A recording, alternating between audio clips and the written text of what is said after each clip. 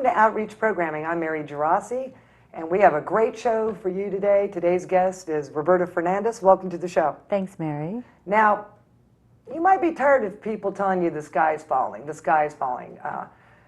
but today's show is hopeful. It's about global warming and our carbon footprint. Don't turn off the TV set yet, because today's guest is going to teach you simple things you can do in your everyday life, information you need to know how to help us save this planet and make it better for everybody. Welcome to the show. Thanks, Mary. Don't put too much pressure on me. Well, too late. I've already done it. The little halo she was wearing fell off outside the door. He got snacked off. But anyway, let's get started. Tell me about your company, Planet Partnership, and your relationship to global warming and Al Gore. You have an interesting story to share with us today. Thanks, Mary. Well, last summer I saw the movie An Inconvenient Truth, and it really affected me. So I went to the website they referenced at the end of the movie and applied to be a presenter. And I was one of the first 50 people chosen by Mr. Gore to learn how to do his slideshow. And I have since gone back to Nashville, where the training is 6 times, to train 1,000 people to do the same all across the country. In the last 11 months, I have given this presentation 86 times, reached over 5,500 people. Wow.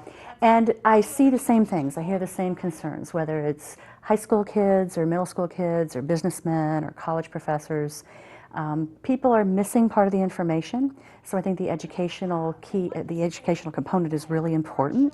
But they also need to be empowered to know that we are part of the problem, so we can be part of the solution. And that's my goal with Planet Partnership. What are some of those concerns you run across over and over again? You say you kind of hear the same thing. I do hear the same thing. And it doesn't really matter what the economic group that I'm talking to or educational level. People are missing a part of the puzzle, and that's why the education is important. They maybe know what climate change is, or maybe the science is what they're missing. Maybe they don't really grasp the impacts of climate change, how it's going to affect their pocketbooks and their lives in general. And then most people really don't know much about the solutions.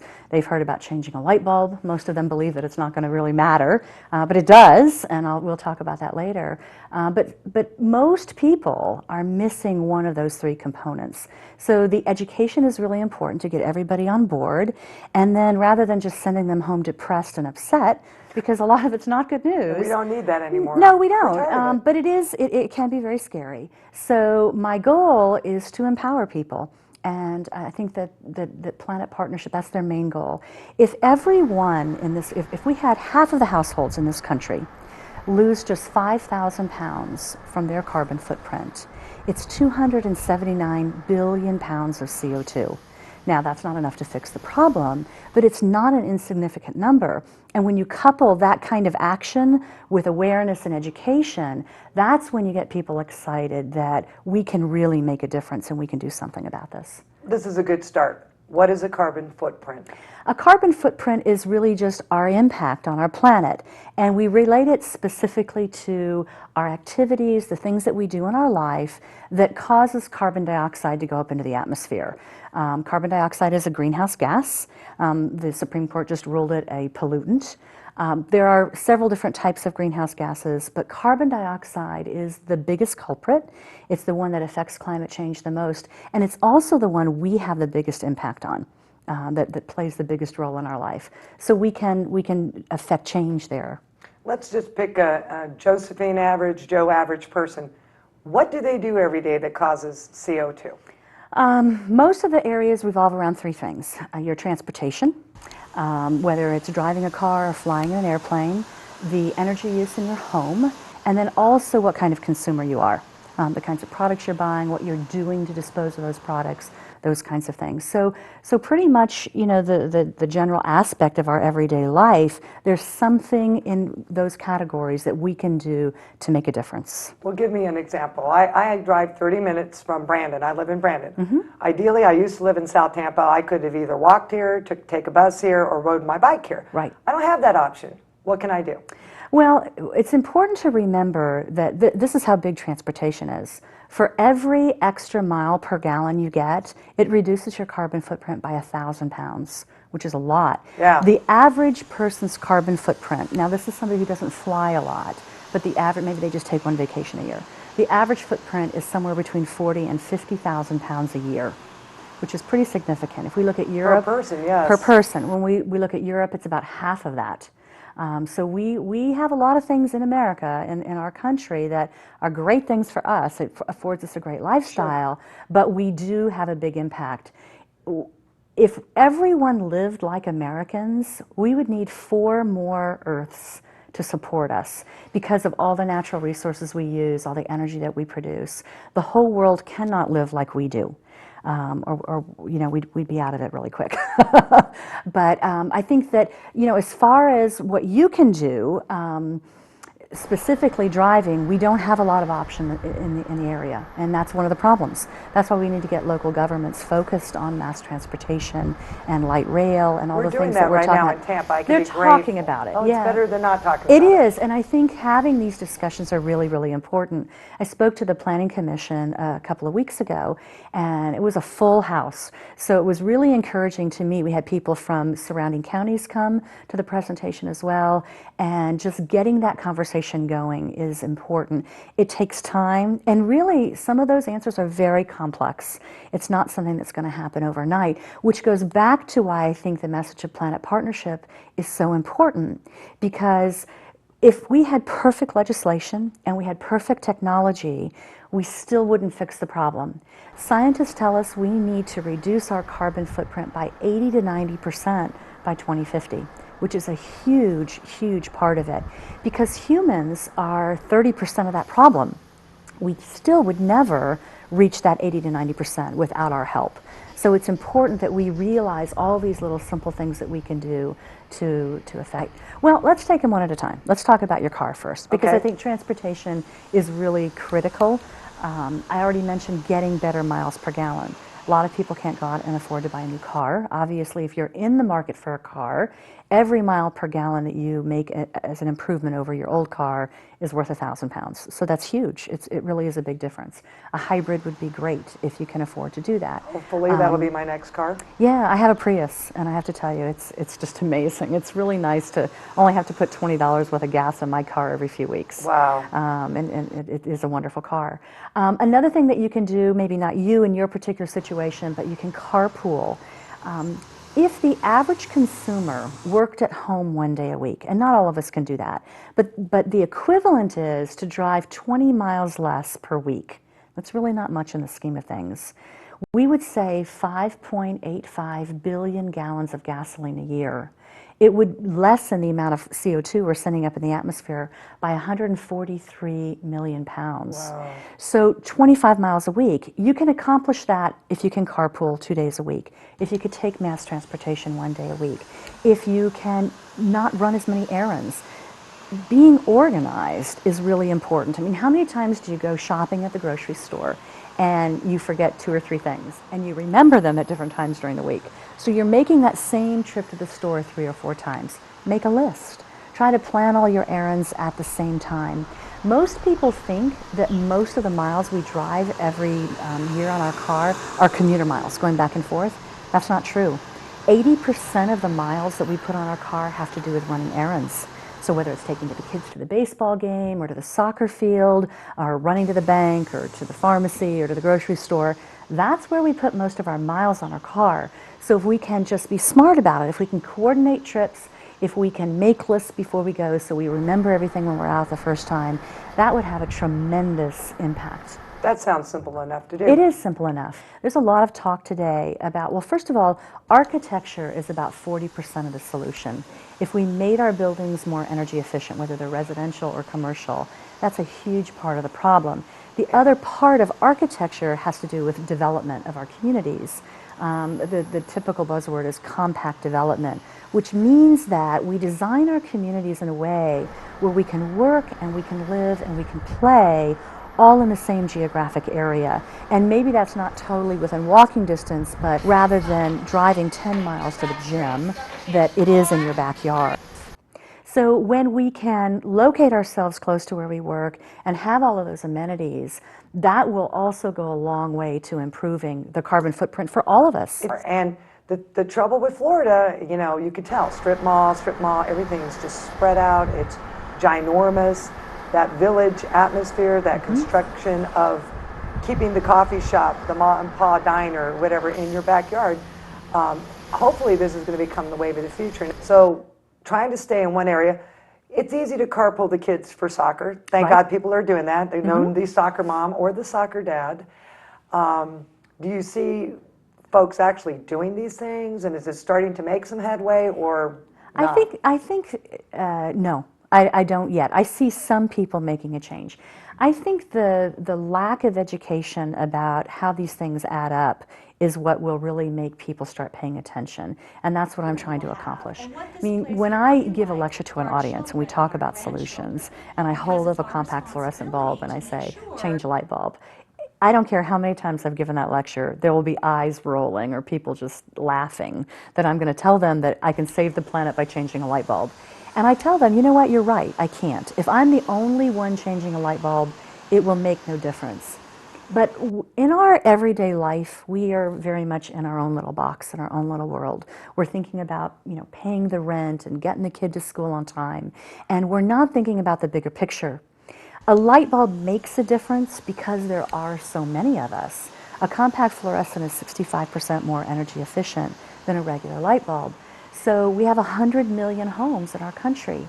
If everybody just changed one bulb to a CFL, it's the equivalent of taking 6 million cars off the road. Whoa, who would Which have is a thought huge, that, huh? no one does. And I think that that's what they don't realize is that not only are these little changes big, even doing them individually, but it's when we look at the collective effort that power of numbers. When we start doubling and quadrupling these numbers, they get really, really big. For someone to lose 5,000 pounds off of their carbon footprint requires basically no effort. It requires the knowledge to do it.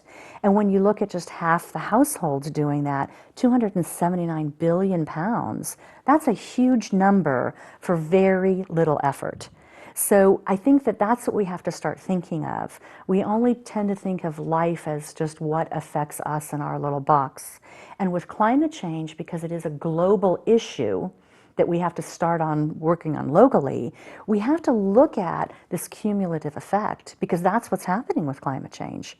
It is a cumulative effect. It's what everybody around the world is doing. So it's very important to keep that perspective. And global warming and climate change is directly related to the carbon footprint. Is that the scoop? Sure. It really is carbon that has what they call the most forcing, the most impact on our temperatures being raised. Lots of other things come into play. Some of that carbon is there because of natural consequences, volcanic eruptions or, a forest fire, although it's debatable on how much of those we're actually responsible for now. But those are natural occurrences. They've always been in our past and they always will be in our future. It's just that there's a whole lot of us on this planet now. In 60 years, in one person's lifetime, we have tripled our population. We've gone from 2 billion to 6 billion people, more than that now. But when you think about that kind of growth in one person's lifetime, it's really quite amazing. And to think that we're not having an effect on our planet is really kind of silly when you look at it logically. So we have to take a look at all of those things that we're doing to impact the planet. When I first got trained, I'm not a scientist, I'm an average citizen like everybody else. My background is, I used to own a Montessori school, so I have that education background. My love for the kids is what really inspired me to do this. But when I first started, that was my biggest fear. Oh, I might not know enough or whatever. The naysayers were a little more prominent a year ago. Today, I hardly get that. Very few people really disagree now, except your diehards that you'll never change, that they disagree that the Earth is warming. It is warming. We do know that. You'll have that disagreement on what's causing it, and they'll say it's natural consequences. It is. Natural consequences are a part of that. But when you look at the numbers and when you look at the fact that we can isolate CO2, we can tell man-made CO2 has a different isotopic signature. It's a different chemical structure than what would occur naturally. So we know how much of the stuff that we are responsible for. So a lot of those arguments are getting harder and harder to defend. So you were talking about Montessori. Do you think the impact was starting young with the children? Do they go home and ask their moms to change light bulbs? Are they conscious about the car driving? They could be the best messengers to parents. Are you working that end of the spectrum as well? Absolutely. Children are very influential on their families, and I think that they have to be educated. You know, I owned the school for 11 years, and just even in that short period of time, I've seen a huge difference in the development of family and parenting styles. Our children are becoming more and more out of tune with nature, and when they become out of touch, there's no reason to care. And I think that's a very dangerous, dangerous trend.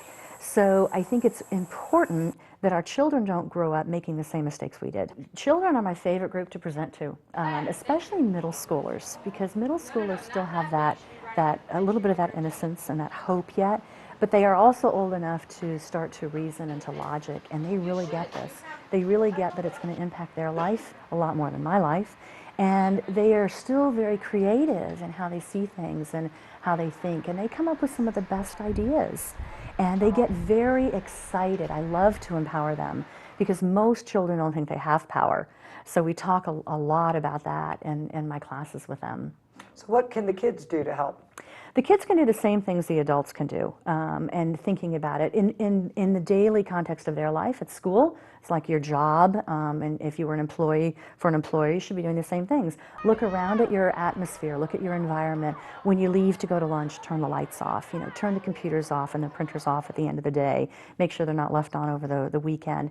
I encourage the children to start energy patrols in their schools and to think about how they can recycle. And I was at a school recently, a middle school of about 1,200 kids, and they were incensed because their community was not recycling anymore.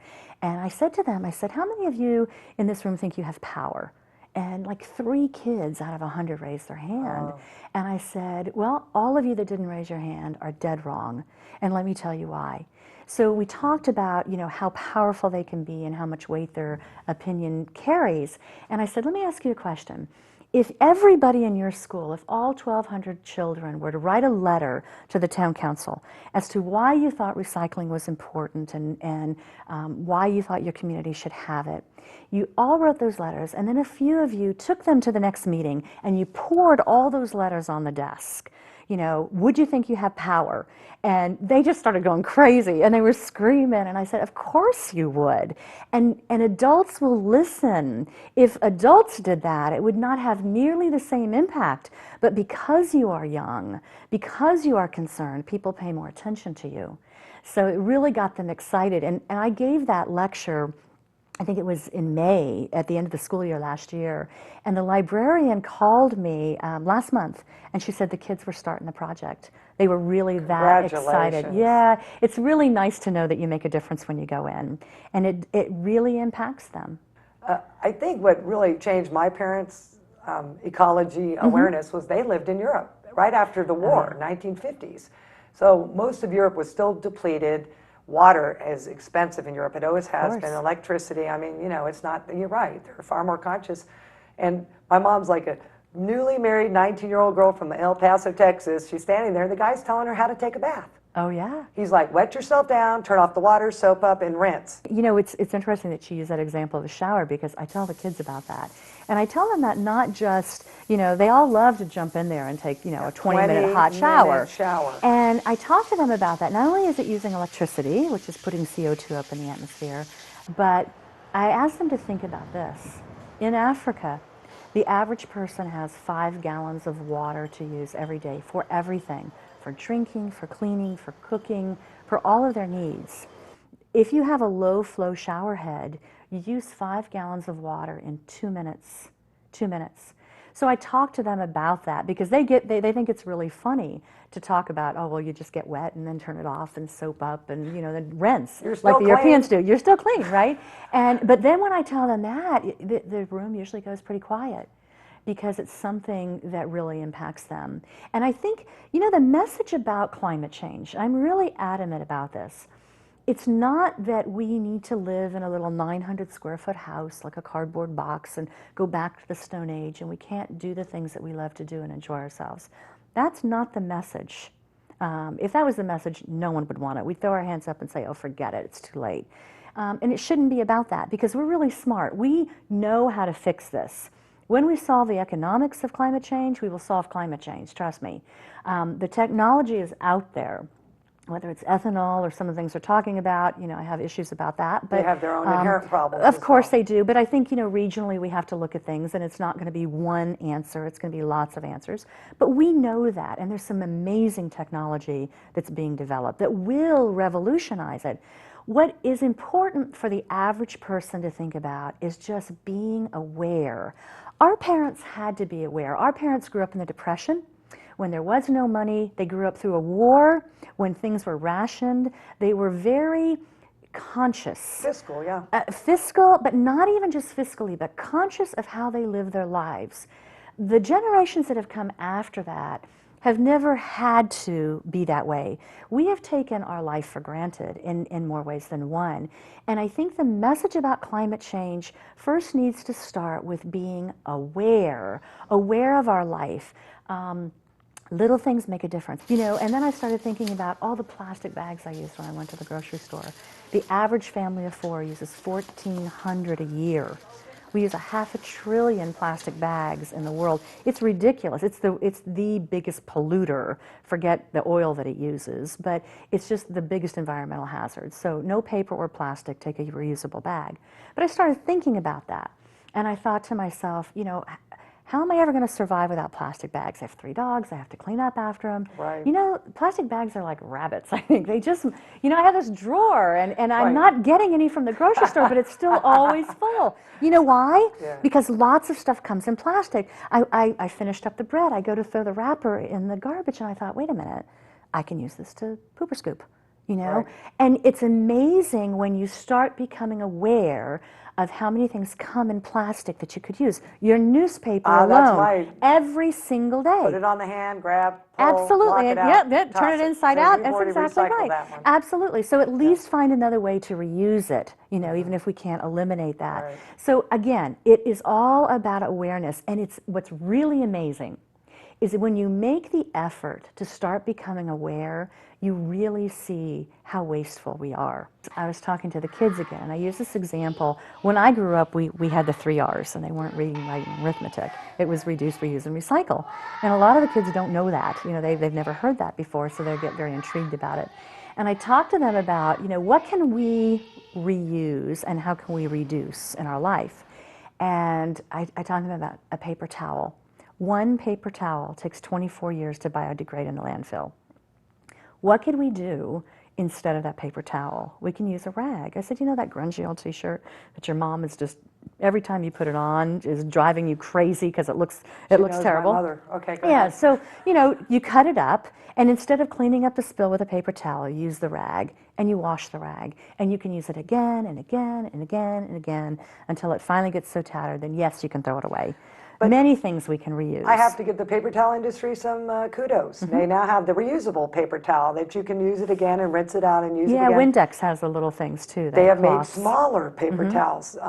The little tear-off towels are about this big, and they're reusable. Are you seeing some of that going on as well? I don't want to be totally negative. No, I'm totally seeing that. But again, think about this. You don't even have to buy that product to begin with. Okay. How many T-shirts do you throw away during the course of the year? How many do you give to Goodwill? Or again, that's another way to reuse, is to donate things rather than throwing them in the trash. There's still other solutions than buying it again. We use kitchen towels in my house. We wipe down the counters. Exactly. Yeah. Exactly. And again, it's just a more efficient way of doing it to begin with. And there are so many instances. I mean, I was just like everybody else a year ago. And when you start paying attention, it's amazing if you just try to be conscious of one activity that you want to change for a couple of weeks, how that leads to other activities and awareness of other things that you're doing. And it's like a snowball effect. And you just go from one to the other. And it's not painful. It's painless. Doesn't mean you have to just say, okay, I'm going to change my entire life overnight. No, I don't think anybody's asking that of anybody. It's just being smarter about how we live our lives. I think people are depressed. I think they're scared. I think they're frightened. Oh gosh, it's the global warming thing again. And I think they're basically overwhelmed. Well, they are, and honestly, you should be. I just have to say that. It's that bad of a thing, huh? It is that bad of a thing. And I like to look at this not just from the environmental aspect, because the reality is some people really could care less about polar bears and melting glaciers. They don't care. But there are many other ways that this will affect us in our future, especially as Floridians. Florida is a unique state in a lot of ways. We depend heavily on tourism, we depend heavily on fishing industry and a real estate industry. And when you look at those, just those three things, if we have sea level increase, forget the 20 feet that we talk about if Greenland melts or whatever, forget that. Scientists are saying that by the end of this century, we're looking at 3 feet. Now that's only in the next 90 years. Our grandchildren will see some of this. Our grandchildren will see this. And it doesn't take 3 feet of water to come up. That goes far inland. And when we look at our coastal real estate, $1.9 trillion in coastal real estate in Florida, all it takes is an inch of water to make all those condos, uninhabitable. So when you look at that, when you look at what we're already experiencing in property insurance because of the hurricanes that we're seeing and these severe weather events, we're not going to be able to afford to live where we live now. We won't be able to insure our houses. And a lot of people have money. They can still build those big, beautiful homes on the water. I can't. I can't manage that risk by myself. And I'm more like the average person. So we look at that impacting us. We look at wildfires. We think of wildfires as just in the West. We had 200 wildfires here early in the year burning in Florida at one time. It costs an average of $600,000 a day to fight a wildfire that's 5 acres or more. It takes about 37 days on average to put it out. That's $22 million for a 5,000 acre wildfire. When you look at all of the economic impacts, with just a 15-inch sea level rise, it is going to destroy the saltwater flats and marshes, and that's where 90% of our fish breed and live. So there goes the fishing industry. We can put up seawalls to protect against some storm surge. It's only effective to a certain point, but do tourists want to swim off a seawall? I don't think so. It costs us $2.4 million a mile to restore a beach. How long are we going to be able to continue to do that? So when you look at all of these economic impacts and how it affects our jobs and our livelihoods, we have reason to be concerned. And I like to point those things out because I find that that's oftentimes a missing piece. People really don't relate. They're concerned about climate change. They realize it's important, but they really don't see how it's going to affect them. So once we get that clear, it gives people the impetus to say, wow, I really do need to do something about that. Maybe I should listen to the solutions now. And that's changing a light bulb and watching our driving habits and being a better consumer. It's all of those things. And thank you for being on the show. Is there one last thing you'd like to tell the audience? You can look straight in the camera. I think that the message is really simple. This is our only home, and it's up to us to take care of it.